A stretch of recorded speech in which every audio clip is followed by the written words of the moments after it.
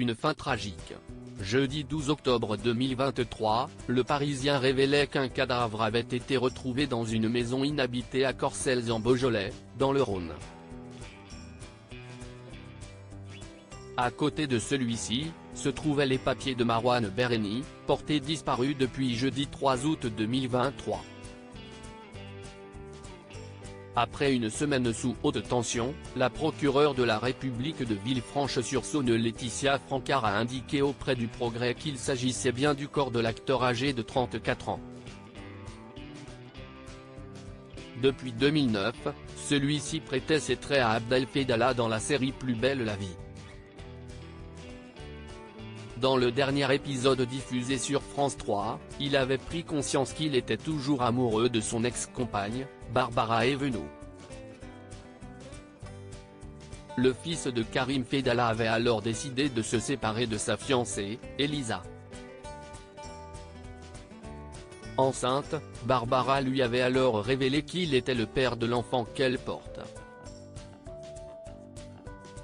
Lundi 23 octobre 2023, après des mois d'attente et d'incertitude, les acteurs de Plus belle la vie reprendront le tournage de la série emblématique, qui sera diffusée en début d'année sur TF1.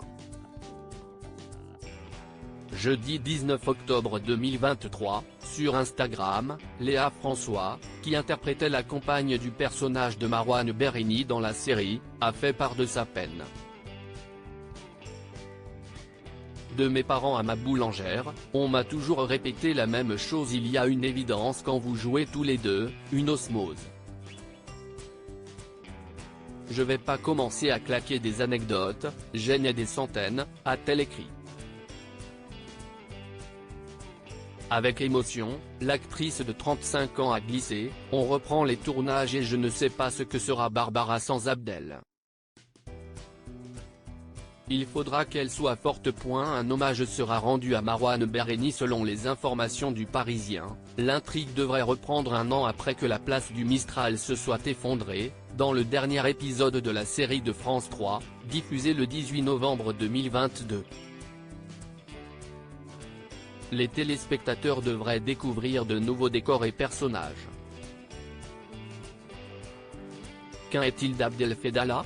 Si sa disparition dans l'effondrement du Mistral ne figurait pas dans le scénario d'origine, elle ferait partie des hypothèses envisagées pour cette suite. La réflexion serait toujours en cours, a indiqué le Parisien, avant de préciser. TF1 et la société de production Newen comptent rendre un hommage à Marouane Berreni lors de la diffusion des premiers épisodes.